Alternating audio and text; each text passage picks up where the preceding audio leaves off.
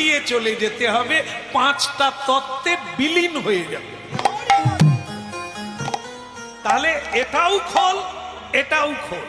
কৃষ্ণ বলছেন পৃথিবীতে সকলে বেঈমান হয়নি, সকলেই দ্বিচারিণী হয়নি, এখনো সাধ্বী আছে, এখনো ভক্তিমতী আছে, এখনো কৃষ্ণ ভক্ত আছে।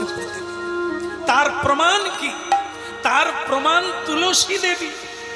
এই যে এখানে আছে,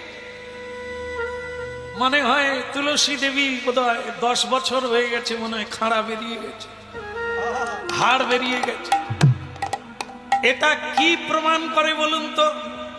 আমরা এমন খাওয়া দাওয়া করতেছি, লোকে তুলে দিলে তবে দাঁড়াতে পারি, মানে গাট্টা গোট্টা হয়ে যাচ্ছে, এদিকেও বেড়ে যাচ্ছে, এদিকেও বেড়ে যাচ্ছে।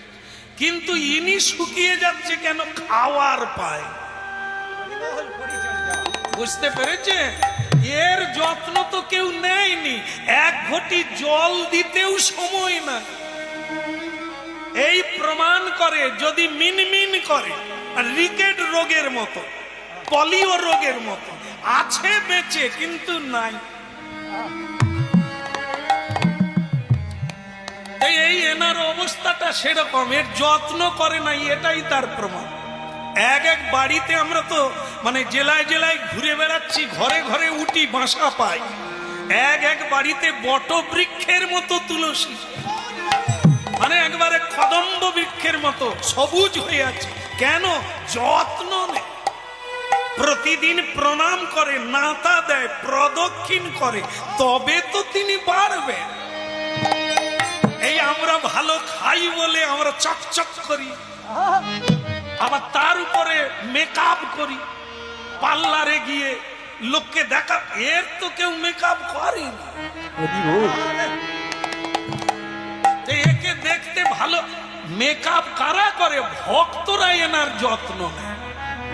এই জন্য তুলসী যাই হোক কষ্ট হলেও বেঁচে আছে, মনে হয় 2-1 বার হলেও জল দেয়, মরেনি তো, বেঁচে আছে মানে দেয়। আর যদি জল না দিত তাহলে ইনি চলে যেতেন, তার মানে ভক্ত নাই। ইনি আছে, ভক্ত আছে বলে তুলসী আছে। এটা কি? ফুলের মালা। এই মালা কাদের লাগে? ভক্তের লাগে। ভগবানের গলায় দেবে, বৈষ্ণবের গলায় দেবে, পুজো করবে বলে এখনো ফুল ফুটছে। এই জন্য অনন্ত দেব ভক্ত আছে, ভক্তিমতী মায়ের